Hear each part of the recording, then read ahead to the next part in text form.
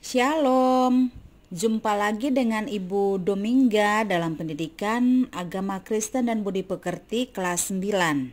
Nah, anak-anakku yang terkasih, sebelum kita mulai pembelajaran kita di hari ini, kita berdoa terlebih dahulu.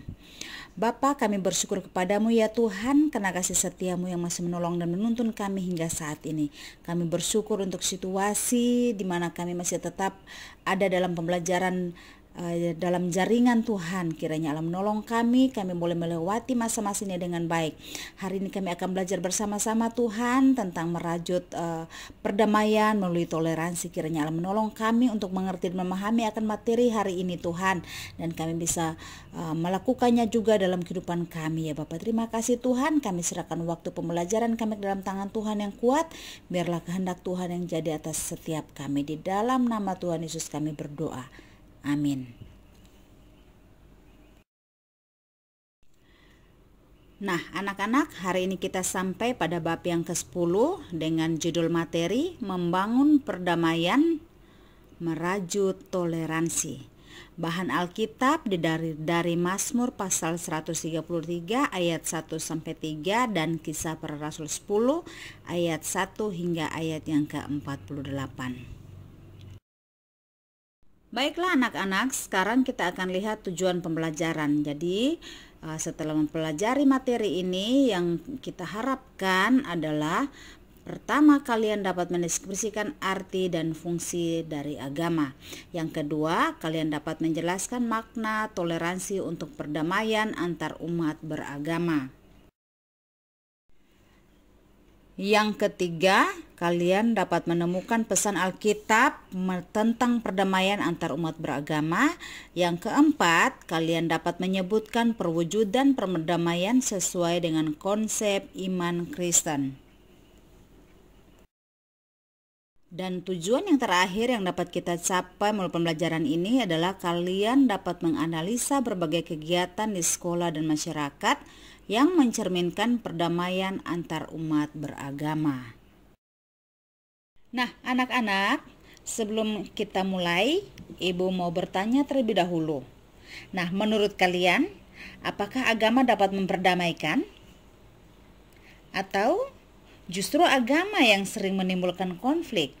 Bagaimana menurut pendapat kalian, yang kalian lihat, yang kalian perhatikan di dalam kehidupan bermasyarakat, dalam kehidupan sehari-hari, yang melalui berita-berita, melalui kehidupan yang ada di sekeliling kalian? Bagaimana pendapat kalian? Apakah agama dapat memperdamaikan atau justru sebaliknya, agama sering menimbulkan konflik?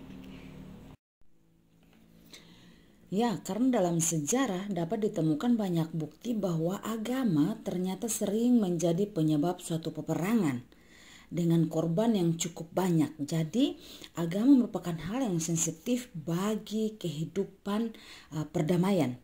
Karena kita lihat di dalam kehidupan pada umumnya, konflik yang muncul itu penyebabnya adalah karena isu agama. Ya kan? Ya, jadi agama ini apakah dia dapat memperdamaikan atau justru sebaliknya? Karena isu-isu yang berkaitan dengan agama merupakan isu-isu yang sangat sensitif, dan kita lihat banyak kasus timbul, ya, banyak konflik timbul bukan karena hal lain tapi karena isu agama.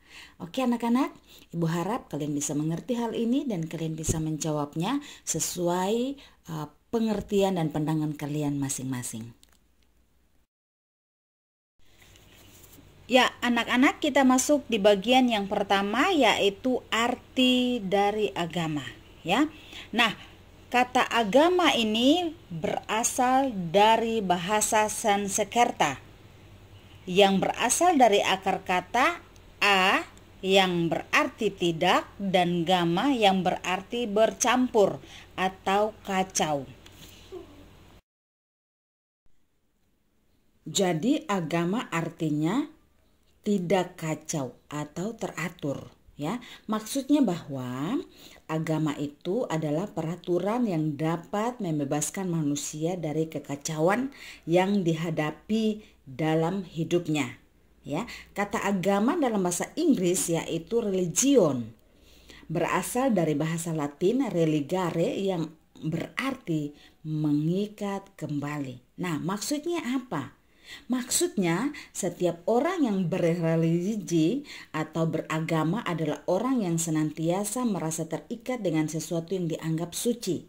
Dan karena itu, seyogyanya senantiasa bersikap hati-hati dengan sesuatu yang dianggap suci. Jadi orang yang beragama itu, dia akan berhati-hati. Dia tidak serampangan, dia tidak sembarangan bertindak, dia tidak sembarangan berkata-kata. Tapi dia harus berpikir semua kata yang mau dikeluarkan akan diolah terlebih dahulu. Karena agama itu harus diingat artinya bahwa tidak kacau atau teratur. Ya, dalam bahasa Inggris religious, ya religio, ya religi, kudus, suci, ya. Jadi agama sesuatu yang teratur. Bukan kacau, ya, tidak kacau, dia teratur, dia terarah, ya. Baiklah anak-anak yang terkasih, itu pengertian dari agama, ya, bahwa agama itu tidak kacau, ya. Semua orang, ya, yang beragama seharusnya bersikap yang baik, ya, bersikap yang benar. Anak-anak sampai sini mengerti? Ya, anak-anakku yang terkasih, agama pada dasarnya adalah respon manusia terhadap anugerah Tuhan. Iman Kristen mengajarkan bahwa Allah telah bekerja di dalam hidup kita dengan mengaruniakan keselamatan dan damai sejahtera melalui karya Yesus Kristus. Karena itulah kita pun terpanggil untuk menghadirkan kesejahteraan bagi hidup sesama kita. Baik atau buruk pengaruh agama dalam masyarakat tergantung dari bagaimana cara manusia menanggapi anugerah Tuhan tersebut. Oleh karena itu, sebagai bentuk ucapan syukur atas anugerah Allah, maka manusia harus melaksanakan ajaran agama yang menghadirkan cinta kasih Tuhan dalam relasi dengan sesama dan Tuhan. Nah, anak-anak yang terkasih, agama adalah anugerah Tuhan. Anugerah itu sesuatu diberikan secara cuma-cuma, pemberian. Ya, bukan karena kita baik atau bukan karena kita layak. Nah, sebagai orang yang beragama, harusnya sikap yang benar adalah kita menghadirkan damai sejahtera Allah di tengah-tengah kehidupan kita, bukan sebaliknya. Anak-anakku yang terkasih, dalam kehidupan bermasyarakat, ya, seperti yang Ibu katakan tadi di pendahuluan bahwa konflik banyak yang muncul justru akibat dari ulah orang-orang yang tidak menanggapi anugerah Tuhan dengan baik di dalam kehidupan beragama. Sehingga muncullah konflik. Nah, konflik yang muncul di dalam kehidupan beragama itu ada dua hal yang selalu memicu bentuk konflik yang selalu muncul dalam kehidupan bermasyarakat. Yang pertama kita lihat adalah claim of truth, ya. Klaim kebenaran. Klaim kebenaran itu artinya orang menganggap bahwa agamanya yang dia anut itu sendiri yang paling benar, yang lain itu salah, yang lain itu sesat. Ini pemicu utama. Karena orang mengklaim bahwa kebenaran sesungguhnya adalah di dalam agama yang dia anut. Sehingga dia menganggap agama yang lain itu tidak benar, agama yang lain itu sesat, agama yang lain itu tidak perlu diikuti, agama yang lain itu tidak perlu diyakini. Inilah kesalahan terbesar. Di dalam kehidupan beragama harusnya kita memiliki sikap toleransi, ya, sikap pluralisme, di mana kita begitu menghargai keyakinan kita dan kita mempertahankan apa yang kita yakini, tapi kita juga harus ingat untuk menghargai keyakinan orang lain, ajaran agama orang lain. Kita harus menghargai itu. Kita tidak bisa mengatakan bahwa kita yang benar terus mereka yang salah. Itulah penyebab konflik yang pertama. Nah, penyebab kedua konflik yang muncul oleh karena isu agama adalah mayoritas dan minoritas. Nah, ini sering sekali.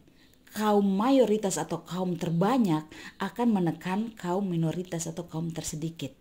Ya, dalam kehidupan beragama di bangsa Indonesia itu banyak sekali agama. Artinya bahwa ada bermacam-macam agama. Ada yang banyak penganutnya, ada yang sedikit penganutnya. Nah, kalau kita melihat bahwa kaum mayoritas punya kewenangan atas kaum minoritas, ini salah. Inilah yang selalu menimbulkan konflik, di mana kaum mayoritas akan menindas kaum minoritas, di mana kaum mayoritas tidak bersikap sebagai pelindung atau penolong atau pendamping, ya, tapi justru menekan. Inilah yang sering menimbulkan konflik. Sehingga dalam kehidupan bermasyarakat kita harus hati-hati, ya. Jangan sampai ketika kita ada di kelompok mayoritas kita mulai sombong, kita mulai bangga, kita mulai merasa kita hebat sehingga kita dengan seenaknya menekan kaum minoritas. Ini yang menjadi persoalan. Nah, anak-anak yang terkasih, dalam kehidupan beragama, ketika kita yakin bahwa agama adalah anugerah Tuhan, maka kita akan menghargai itu dengan cara menghadirkan damai sejahtera dari Allah di dalam kehidupan beragama, di tengah-tengah kehidupan bermasyarakat kita. Oke, anak-anak, sampai di sini mengerti? Kalau tidak mengerti, silahkan berikan pertanyaanmu baik di kolom chat maupun lewat WA, ya, secara pribadi. Oke, baiklah, sekarang kita akan lanjut ke bagian yang berikutnya. Bagi orang Kristen, perdamaian adalah panggilan iman. Ya. Perdamaian yang dikehendaki adalah pertama, perdamaian yang otentik dan dinamis. Artinya, perdamaian yang kita usahakan dan kembangkan bukanlah sekedar asal damai, melainkan damai yang benar-benar keluar dari hati yang tulus dan murni.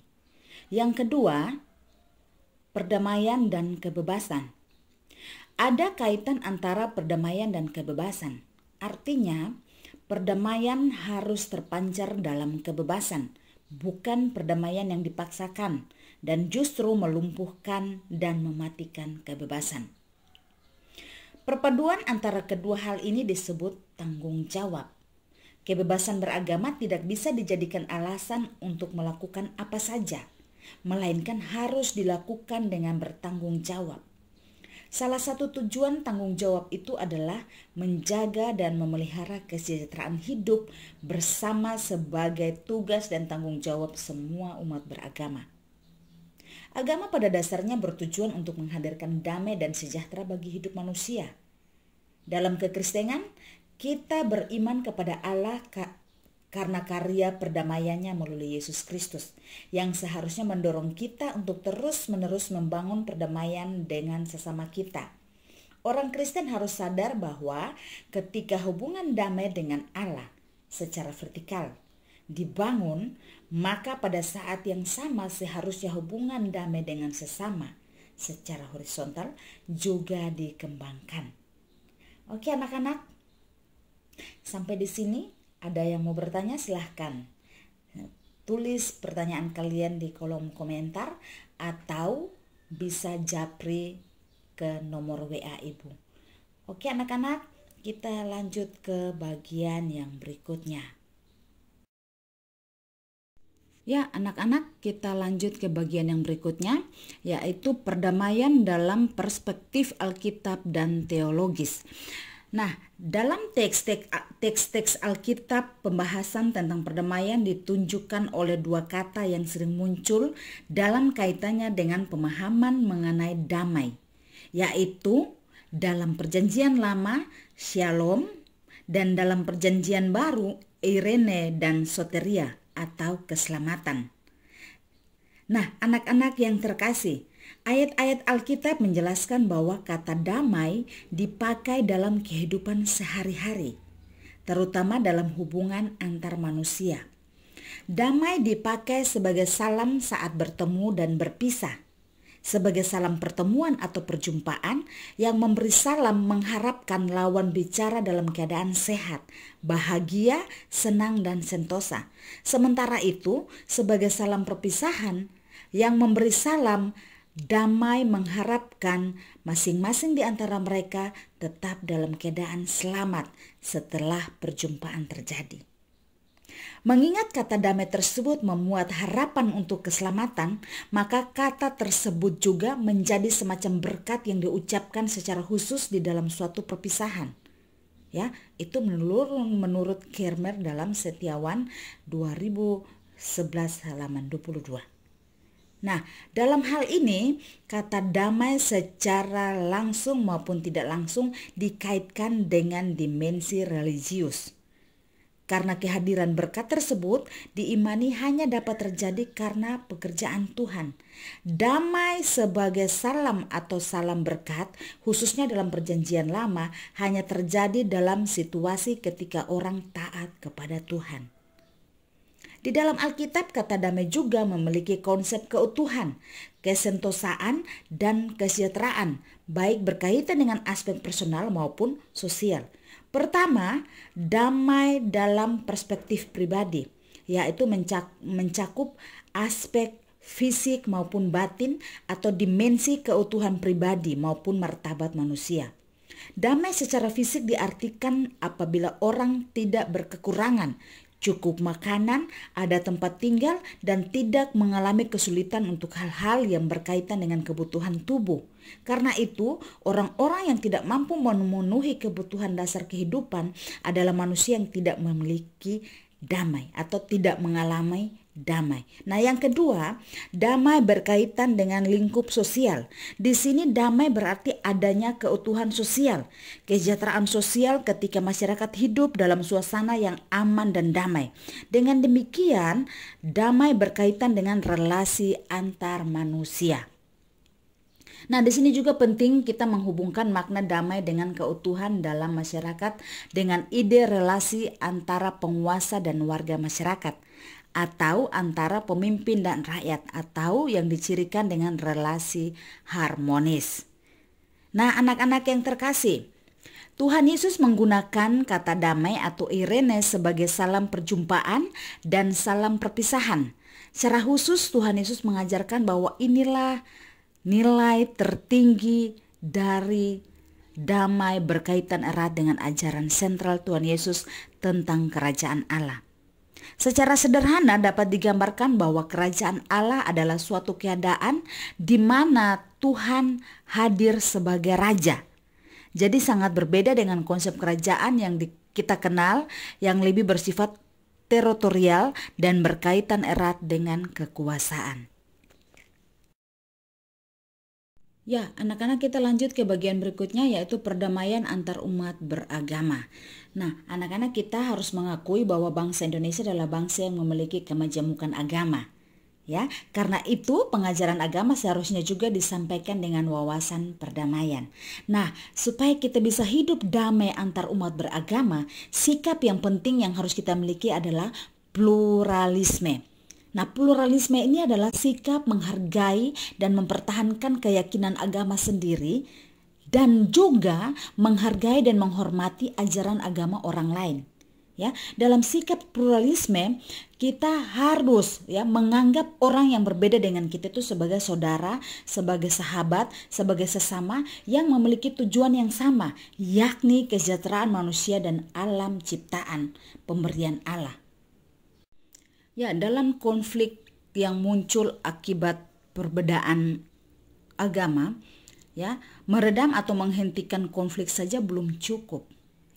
Harus ada satu langkah lagi yang penting, yaitu tahap rekonsiliasi, yakni tahap perdamaian antar agama. Sebab kalau terjadi saling balas-membalas, pasti masalah tidak akan selesai, bahkan akan menjadi lebih parah. Namun jika kita melakukan rekonsiliasi, maka perdamaian akan dapat diwujudkan. Ajaran penting yang di dalam kekristenan adalah sebagaimana yang dicontohkan oleh Tuhan Yesus, mengampuni pihak lain, mengampuni orang yang bersalah kepada kita. Oke anak-anak, untuk memperoleh perdamaian harus ada pengampunan. Itulah yang diajarkan oleh Tuhan Yesus. Kasihilah musuhmu, berkatilah mereka dan jangan mengutuk. Ya, kita harus bisa mengampuni. Kita tidak perlu membalas kejahatan dengan kejahatan, tapi balaslah kejahatan dengan kebaikan. Maka damai sejahtera dari Allah Bapa akan melingkupi kehidupan antar umat beragama di tengah-tengah bangsa kita tercinta ini. Kekuatan mengampuni. Pada waktu kita mengampuni orang lain, sesungguhnya kita juga memberikan hadiah kepada diri kita sendiri, karena kita telah terbebas dari rasa dendam, permusuhan, dan pasti merasa lebih damai.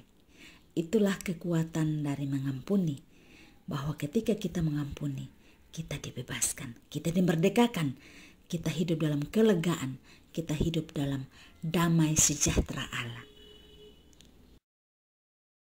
Merawat perdamaian merajut toleransi. Perdamaian bukanlah suatu hal yang secara otomatis selalu ada di sekitar kita. Oleh karena itu, perlu kehadirannya dirawat dengan terus-menerus, mengembangkan toleransi antara lain dengan sungguh-sungguh mau melakukan dialog. Perdamaian dan toleransi antar umat beragama bagaikan dua sisi mata uang yang tidak bisa dipisahkan satu sama lainnya. Penerapan sikap perdamaian berdampak pada toleransi atau sebaliknya, toleransi menghasilkan perdamaian. Keduanya menyangkut hubungan antar sesama manusia. Perdamaian umat beragama berarti antara pemeluk-pemeluk agama yang berbeda bersedia secara sadar hidup rukun dan damai. Suatu perdamaian yang dilandasi oleh toleransi karena ada saling pengertian, menghormati, menghargai dalam kesetaraan, dan bekerja sama dalam kehidupan sosial di masyarakat.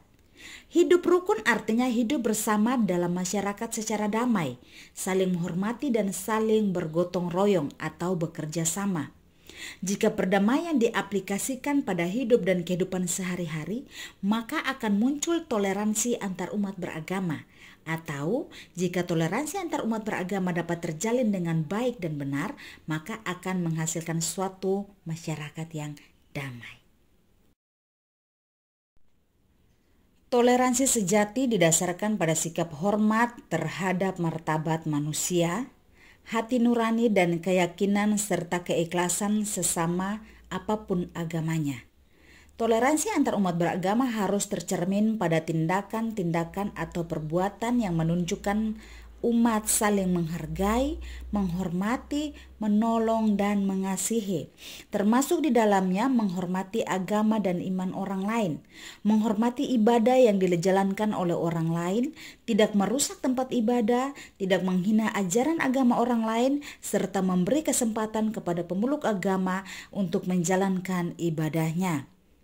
Dengan adanya komitmen untuk melakukan hal-hal tersebut dengan sungguh-sungguh, maka agama-agama akan mampu melayani dan menjalankan misi keagamaannya dengan baik, sehingga terciptalah suasana damai yang toleran dalam kehidupan masyarakat serta bangsa.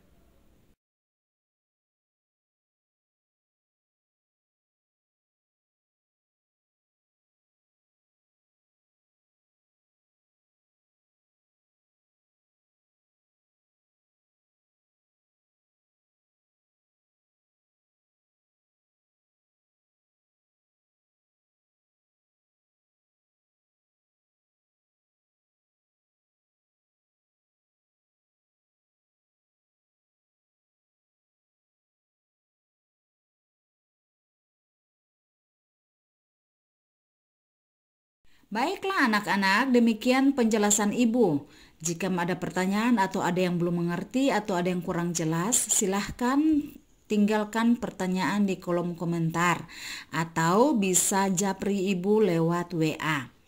Nah anak-anak, tugas yang harus kalian kerjakan ada 4 soal, yaitu yang pertama, apa arti shalom yang digunakan dalam Alkitab? Menurut kamu, apa artinya kalau kita mengucapkan shalom kepada orang lain? Nomor 2, kadang-kadang kita mendengar seseorang mengucapkan shalom teman-teman sambil berteriak-teriak karena merasa ucapannya kurang terdengar oleh orang lain. Menurut kamu, apakah ucapannya itu menghadirkan shalom bagi mereka yang mendengarkannya?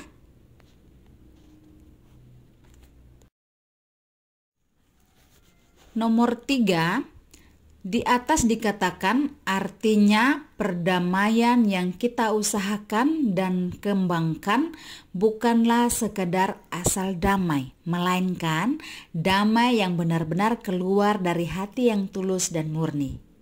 Nah, menurut kamu, apakah arti pernyataan ini?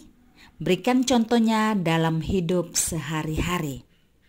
Yang terakhir, nomor 4, di atas dikatakan bahwa konflik yang bersumber pada agama seringkali muncul karena adanya klaim kebenaran dalam masing-masing agama.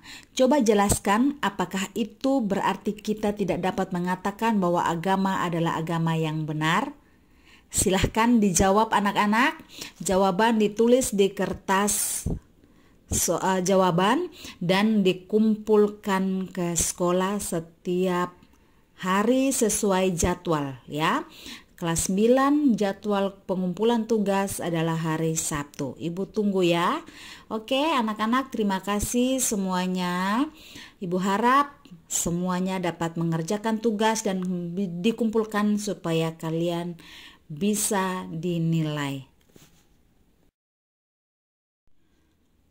Oke, anak-anak, sampai di sini pembelajaran kita hari ini. Ibu harap semua yang sudah kita pelajari dapat kalian aplikasikan atau kalian terapkan di dalam kehidupan sehari-hari, sehingga kehidupan damai dapat kita peroleh. Kita menjadi pembawa damai dalam kehidupan bermasyarakat kita. Nah, anak-anak, kita akan bertemu lagi minggu depan dalam materi yang berjudul pengembangan diriku untuk pelayanan bagi sesama. Baiklah anak-anak, Tuhan memberkati kalian semua. Sebelum kita mengakhiri pertemuan kita berdoa mengucap syukur. Bapa, kami bersyukur kepadamu ya Tuhan, karena kasih setiamu yang telah menolong kami dalam pembelajaran di hari ini.